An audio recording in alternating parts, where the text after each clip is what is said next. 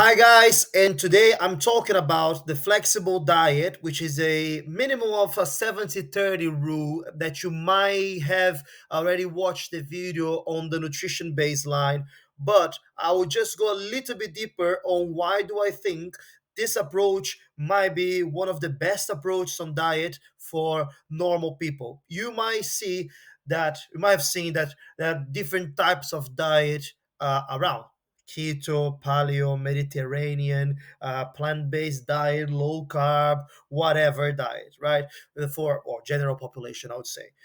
But all these diets, they have their, let's say, values, and you have to follow certain rules on what to eat.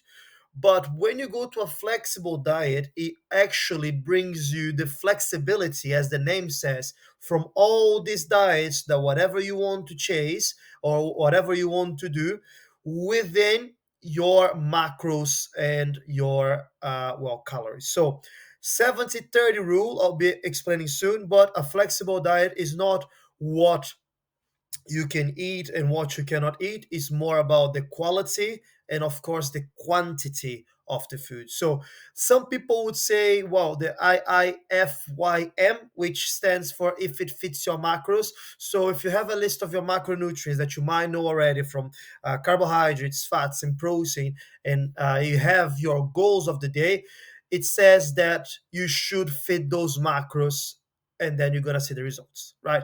I wouldn't go that far. Some people just do it as dirty as they can, so eating bad foods and junk food all the time. But we need to remember one important concept of passengers of your calories, right? Which means what vitamins and minerals will come alongside those calories that you're eating. If you are on the minimum level, I would say that at least your calories and your protein you should be tracking, and it's important to track because tracking gives you freedom. But this approach on nutrition means that 70% of your food intake should come from foods rich in nutrients, and I personally even like a little bit more, 80-20, right? And 30% of other stuff, and other stuff is, well, the little sweet, the chocolate, the little thing. But you only know if it's 30% if you track it, right? And this is for daily calories. So what does it mean? It doesn't mean that 30% of your meals of the week are going to be from junk food. So let's say if you have uh, let's say 30 meals in a week, it doesn't mean that 30% of these meals, that nine of these meals are going to be bad. It means that 30% of the calories that you eat will come from food that are not as rich in nutrients as, let's say, lean protein or fruits and vegetables and things like that, right?